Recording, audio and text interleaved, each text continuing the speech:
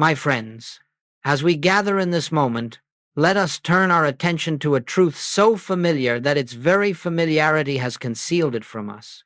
We have all heard the words of the Master, "Seek first the kingdom of God." And yet, for many sincere seekers, this simple instruction has become the beginning of a long spiritual journey filled with effort, struggle, and longing. You have sought with intensity, with devotion, with tears, and with yearning. Yet the kingdom has often seemed as distant as ever. The reason is not that the kingdom is far away, nor that you have failed in your seeking, but that the true meaning of this instruction has been hidden beneath centuries of misunderstanding. When Jesus spoke of seeking, he did not send you outward into the world of activity, nor inward into the realm of mental striving. He pointed you toward a reality already present, already functioning, already complete within your own consciousness. The kingdom of God is not something to be achieved. It is something to be recognized. And so as we begin our time together today, let us set aside the belief that we are trying to reach something that lies beyond us. Let us approach this teaching with a quiet awareness that what we are seeking is already here, awaiting only our recognition. In this hour, I invite you not to strive, not to attempt, but simply to rest in the possibility that the kingdom is far nearer than you have ever imagined, nearer than breath, nearer than thought, as close as your own being. As we move deeper into this subject, let us consider how the simple word seek has been subtly transformed in human consciousness into something the Master never intended. Over the centuries, seeking has come to mean striving, laboring, reaching outward, and attempting through personal effort to attain something we imagine ourselves lacking. And so, when we are told to seek first the kingdom, we instinctively begin a journey of activity, prayer as effort, meditation as discipline, devotion as duty, all arising from the hidden belief that God is somewhere else and that we must somehow reach him. Yet this very impulse reveals the core misunderstanding. All striving implies distance, and distance implies separation. And separation, my friends, is the original spiritual error. It is the belief that God is there and we are here, that the kingdom is a reward to be earned or a destination to be reached. But the moment we accept separation, even unconsciously, our seeking becomes restless and our prayer becomes anxious. We find ourselves pleading with a God we believe to be outside our own being, hoping for signs, waiting for answers, searching for experiences, all the while reinforcing the very sense of separation we are longing to overcome. The Master did not intend this. Seeking, in his language, was never a call to pursue God as one pursues a distant objective. It was an invitation to turn away from external dependence and inward mental struggle, and to rest in the awareness that the presence we seek is already the life of our life, the soul of our soul, and the consciousness in which we dwell. The kingdom is not reached through striving. It is revealed in the moment we relinquish the attempt to find what has never been absent. Now let us turn to the heart of the Master's revelation, the truth that dissolves all confusion the moment it is understood. The kingdom of God is within you. With these words, Jesus removed the kingdom from the realm of time, from the realm of conditions, from the realm of outer attainment, and placed it where it has always been within the consciousness of every individual. This kingdom is not a distant place, not a celestial domain reserved for the worthy, not a future reward for good behavior or correct belief. It is a spiritual reality, fully present, fully complete, and eternally functioning within the depth of your own being. When Goldsmith speaks of God as consciousness, He is reminding us that the presence we call God does not dwell in the sky, nor in temples made with hands, nor in the shifting conditions of human experience. God is realized only as we awaken to the truth that our very consciousness, when freed of fear, freed of desire, freed of the belief in separation, is the transparency through which the kingdom reveals itself. This kingdom is not something you feel or see with the senses. It is not emotional uplift or mystical excitement.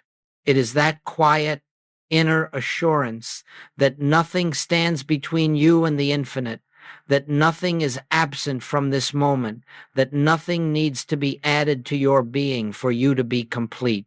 You do not journey toward the kingdom, nor do you invite it to come to you. Rather, you let the false sense of self dissolve, and in the silence that remains, the kingdom shines forth of its own accord. You do not enter the kingdom enters your awareness the moment you cease looking for it outside yourself. As we proceed, let us gently examine why, if the kingdom is already present within us, it so often remains hidden from our experience.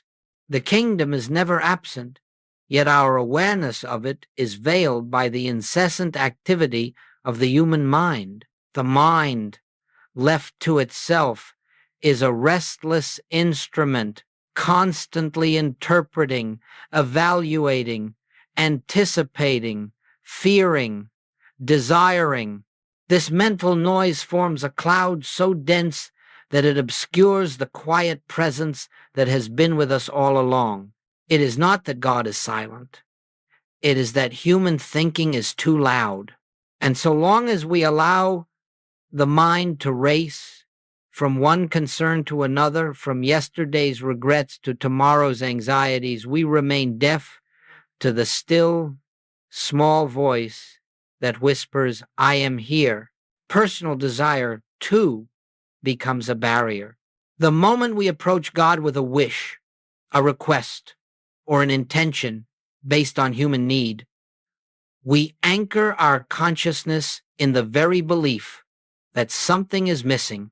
Desire announces lack, it affirms separation, it insists that the kingdom is not yet complete. And fear, perhaps the deepest obstruction of all, is the conviction, often unspoken, often unnoticed, that we stand apart from the infinite. Fear is nothing more than the subconscious belief that we live alone, unsupported, vulnerable to forces beyond our control. But the truth is that no individual has ever been separated from the presence that maintains and sustains life. Thus, it is not the kingdom that is hidden. It is our own mental agitation that blinds us. When the mind quiets, even for a moment, the veil lifts, and we discover that the kingdom was never withheld. It was only overshadowed by the noise of a self we thought we were. Let us now move into the turning point of the entire spiritual journey, the moment where the path ceases to be a path at all and becomes a recognition. For centuries, humanity has sought God as though God were an object to be attained, a presence to be summoned, a power to be persuaded. We have sought God with intensity, with longing, with devotion, but always with the subtle implication that God is somewhere outside our present awareness. Yet the Master's teaching and Goldsmith's continual reminder is that God cannot be found through seeking, for seeking assumes absence. We cannot discover God by reaching outward, nor by tightening the mind in an effort to grasp spiritual truth. The kingdom is not attained by pursuit, it is revealed by recognition. And so the great shift occurs when we abandon the posture of a seeker and assume the posture of one who is simply aware. When the mind stops struggling to achieve a spiritual state, when it releases its attempts to find God or reach God, a quiet space opens within us, a receptivity in which divine presence makes itself known. This is the meaning of those profound words, "Be still and know." Not be still in hope, not be still and believe, but be still and know. Knowing is not effort, it is awareness. It is the silent recognition that God is the life that lives you, the breath that animates you, the consciousness in which you exist.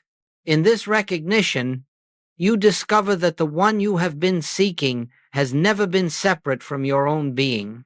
Seeking God dissolves into knowing God, and knowing God dissolves the illusion of a self apart from God. Here begins the true spiritual life, not in the attempt to reach the infinite, but in realizing the infinite is already here, awaiting only your recognition. And now, my friends, let us turn to what may be called practice, not in the sense of a technique to master or a discipline to perfect, but as a way of allowing the kingdom to reveal itself in our awareness. You see, the kingdom does not come through effort, nor does it respond to intellectual analysis. It is not reached by affirmations, nor by repetition, nor by the attempt to condition the mind to believe certain truths. The kingdom comes into view only when the mind grows quiet enough for the truth that already is to be heard. This is why Goldsmith speaks of resting in the Word. Resting means we cease trying to make truth act, and instead we allow truth to act upon us. We take a simple spiritual principle, not to convince ourselves, not to claim anything, but to lift consciousness above the din of human thought.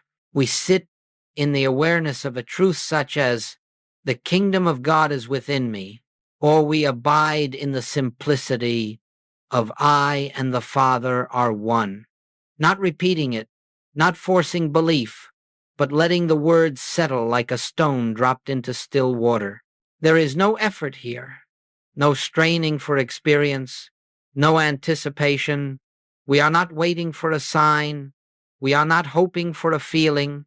We are simply opening the inner ear to the presence already functioning as our very being. As the mind grows quiet, something subtle occurs. We sense, without any outward evidence, that we are not alone, that we are not separate, that the presence we call God is nearer than breath. And in that quiet recognition, the kingdom begins to disclose itself, not as a mystical event, not as an emotional high, but as a deep, steady, interior assurance.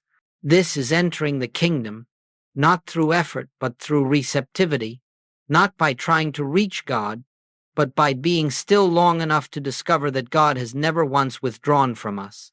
As we continue, it is important to understand that the recognition of the kingdom does not suddenly remake the outer world through dramatic signs or spectacular changes. Rather, it quietly transforms the one who beholds it. When the kingdom is recognized, the first change is not in circumstances but in consciousness.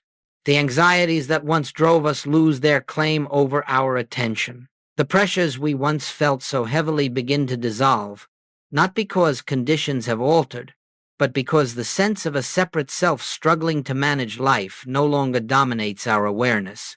You begin to notice that fear loosens its grip, not through resistance, but through the realization that the presence within you is greater than whatever appears before you. Relationships soften because you are no longer approaching others from a place of need or defense.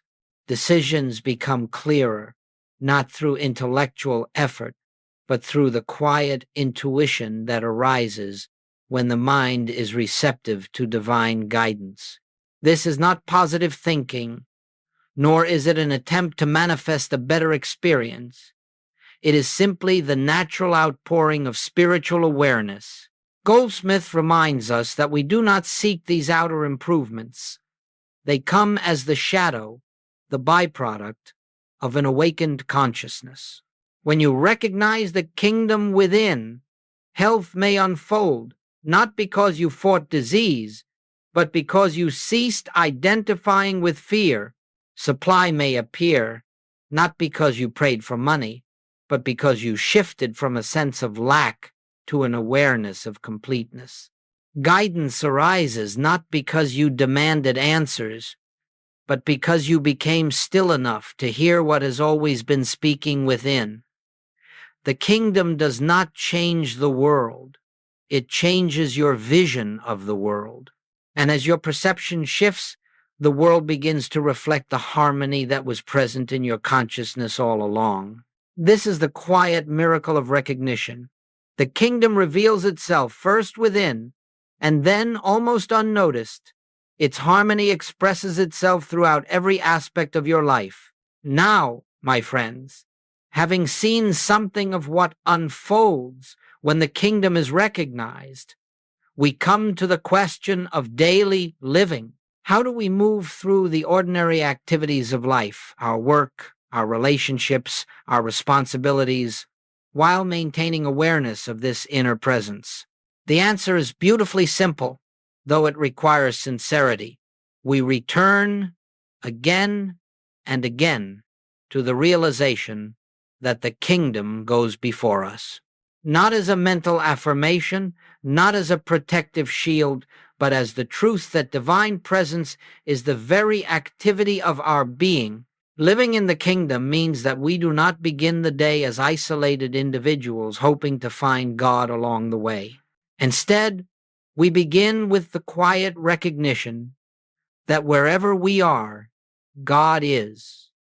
That whatever we face, the infinite is already present as wisdom, love, and intelligence. Throughout the day, we pause not to plead, not to question, but to remember. A moment of silence in the midst of work, a breath of recognition before a conversation, a quiet inner turning when confusion arises. These brief pauses are not techniques. They are openings, small windows through which the light of the kingdom enters our awareness again and again. And with each remembrance, the sense of personal responsibility begins to dissolve. We act, but not as isolated egos. We speak, but not from fear or self-defense. We meet challenges, but not with the belief that the burden falls upon us alone. Goldsmith teaches that this is living by grace, allowing the divine to express itself through us rather than attempting to direct life through personal will. As this becomes our way of living, an inner steadiness develops, a quiet confidence that does not depend on circumstances. The outer world may fluctuate, yet within us there is a presence that remains constant. This steady recognition is the kingdom lived, not as an experience to seek, but as the atmosphere in which we walk, breathe, and exist. And now, as we bring our time together to a close, let us rest for a moment in the simplicity of what has been revealed. The kingdom of God, the very thing humanity has sought through prayer, ritual, striving, and longing, has never been distant, never withheld, never delayed. It has always been the silent foundation of your being, awaiting only the lifting of the veil, created by fear, desire, and the belief in separation. You have not been journeying toward the kingdom, you have been awakening to it.